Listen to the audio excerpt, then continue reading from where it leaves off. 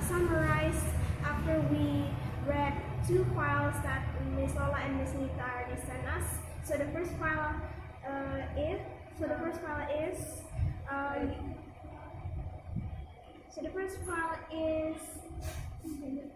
using visual aids, presenting effective presentations with visual aids, and then after that the second one is using visual aids.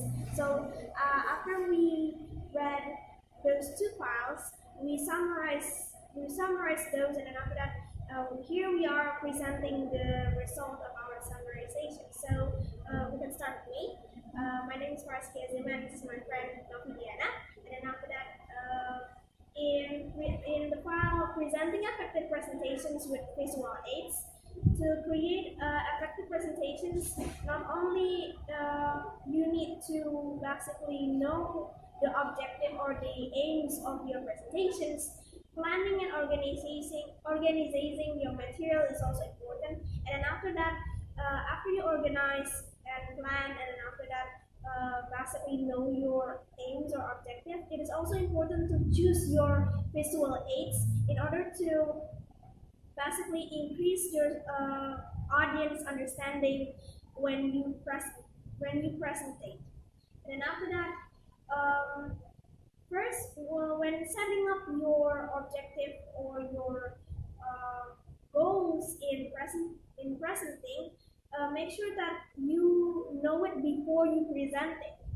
So when you know or you're aware of your goals, it can be the base of your presentation. So after you know the goals or objective or your presentations, you basically can move to the another step, which are organizing, and then after that planning the material. One of the benefits of setting up the objectives, not only it is for the base, it is also to help you know your audience more. For example, if you know what your audience needs and expectations when you presenting your materials, it will help you preparing what kind of points that you want to present, and then after that, how you approach the audience. Then after that, after you setting up your goals or objectives, you try to plan or organize your material. Make sure that you know your objective first. And after that, you can follow the old chestnut of the public speaking, which was mentioned in this file. Tell them what you're going to tell them, and then after that, tell them what you told them. So if you follow this old chestnut of public speaking, it will help you organize your presentation. So first, when you want to present your material, first you need to tell them what you are going to tell them. So it's kind of like warming up first, and then after that you tell all your materials clearly and then briefly, and then after that you summarize it. You conclude it with retelling the main points of what you have presented. And then after that, after you plan and organize your materials, and then after that you need to choose your visual aids. So the objective of visual aids is one of the benefits actually is to emphasize the point that you want to convey in your presentation to your audience. And then after that,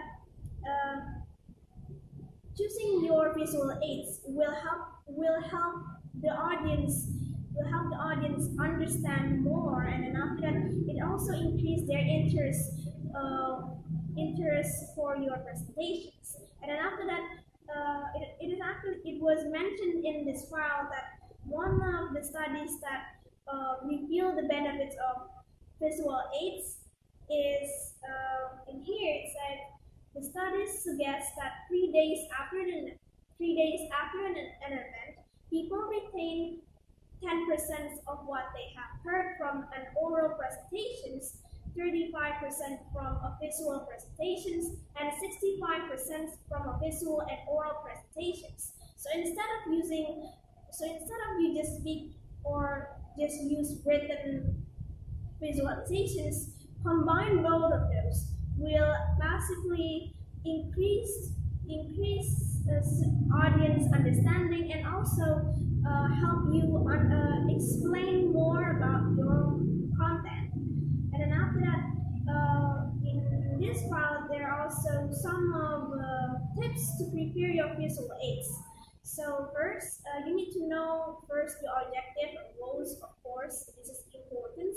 And then after that, avoid overloading your information. Make sure it only just make it simple, and then after that, only contain one point or one main point that you want to convey. For example, if you want to present a slide or a point, make sure that you only present that point only.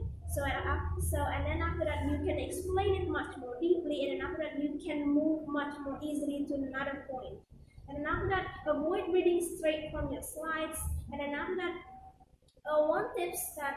general tips actually, for you to avoid this kind of mistake, you can actually just just show your point in the slides, and after that you can basically explain it much more briefly through oral. So it actually can help you avoid this kind of mistakes. Then after that, using charts or graphs can help you visualize numerical information. So this is very useful for statistics. When you want to present statistical information, using graphs and charts will help you to explain much more deeply about your content that includes some numerical information. So then after that, last one is you can practice your presentations using visual aids to familiarize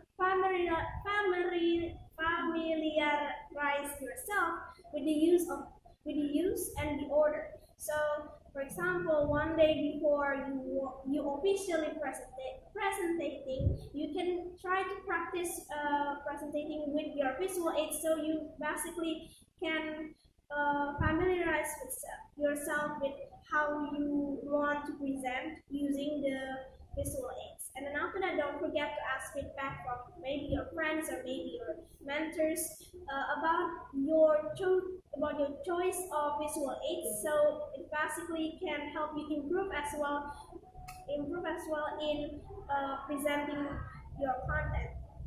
And then after that, there are also a lot of visual aids that you can use. But basically, in these files that we have read, most of them are quite traditional. So here there are 6 visual aids that you can use to basically visualize your presentations. The first one is flip charts. So it's basically just like a mini whiteboards, but with papers. Kind of like it's kind of like a painting stand. Yeah, painting stand. With the woods. And then after that, but it's actually quite useful as well in visual aids. But there's a few limitations. For example, it requires a graphic talent, so you have to make sure that your handwriting and your hand drawing are good enough so your audience can understand what exactly you are trying to convey. And after that, it is actually not suitable enough for large audience setting because it is quite small, so it is much more suitable for smaller size audience. And after that, the second one is overhead transparency. Novi will also explain about that too. So it's kind of basically like a zooming machine. So basically you put transparency slide in it, and after that it will zoom it in the what do you call it? LCD. Yeah. So, yes, and then in the wall. Yeah, on the wall. And after that, all the audience can see the slides. And then after that, this machine has limitations. For example, the projector heads can get in the audience way because it is too tall. So sometimes some of the audience kind of feel distracted with the head of the projectors, and then after that, it is also difficult to write on the transparency while it's still on the projectors. So if you, for example, want to overwrite something, or you want to emphasize using maybe lines or maybe circles, it is quite hard while it is still on the projectors. And then the last one from me is posters. So it's kind of similar with what we had in some of the rooms in Pahlawan. We actually once made those in cross culture understanding class. So it's basically just a big paper contains of informations or filled with graphs, pictures, photographies, and many more. And then after that, what we can say about poster is that it works best with smaller audience sizes since it is actually quite. It's not that small, but it's not that big, so it's kind of medium size. Then posters have limitations. For example, it contains too much details in one slide, in one place. It is really different with slides where you can actually put point one point only, and after that you can explain it. But in posters, there are tons of information in one place, and sometimes it's kind of too crowded. And then after that, you as the audience kind of feel like there's too much distracting points. And then after that, when transporting posters can be difficult since some of them are quite fragile. So you kind of want to be extra careful when you're transporting from one place to another. And after that, it also requires long and expensive preparations, of course. When you want to prepare posters, it took tons of preparations, and then after that, you have to make sure that the positions of your information are good enough. You want to make sure that it is actually beautiful enough, so the audience so the interest of the audience can increase, and many more. And then after that, we can move to Novi. Okay, thank you. Basically, there's another type difference of the visual aids. It's a quite unfamiliar. The 9mm slide. It's a 35mm slide for virtual any size audience.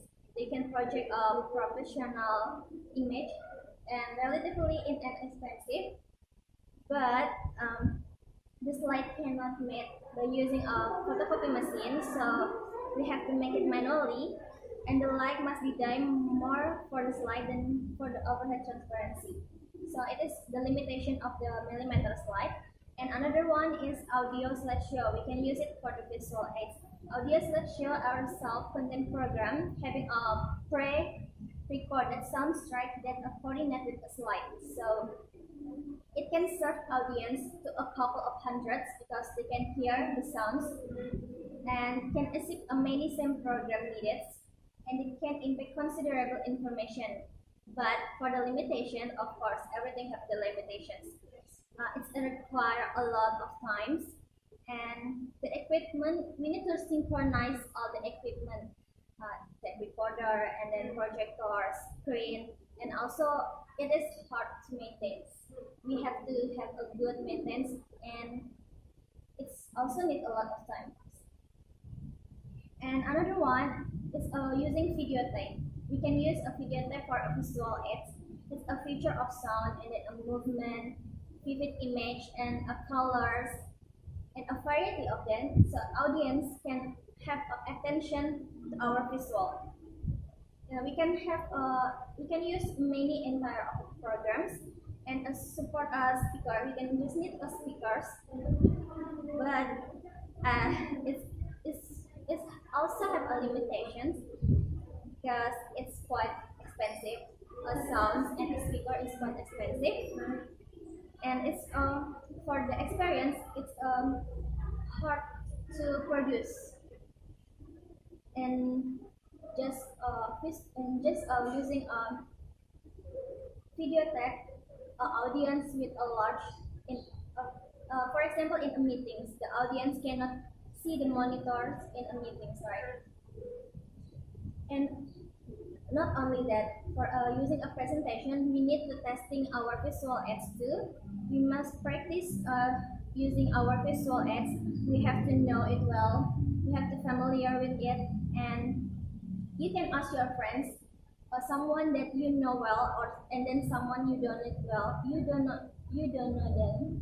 Yes, and you can get feedback, and also you can assist, so you can make a good performance and a smooth performance using your visual aids, and make sure that your technical supports is in their place, and everything is good. And not only that, not only have a good choose a good visual aids, we have to evaluate the appropriate of the visual aid. We have to evaluate how best to prepare them, and then their effectiveness. Of course, we have to use the effective of the visual aids. It's because it's a key of the presentations. If the successful presentation need a good visual aids, and also the presenter know well how to use it, because it is have a important role key that choosing this important visual aids. Maybe that's all. Yeah, I think that's all from us. To Um, close. okay, this is all our discussions about the effectiveness of visual aids. Thank you very much for your attention, and good afternoon, everyone. Assalamualaikum warahmatullahi wabarakatuh.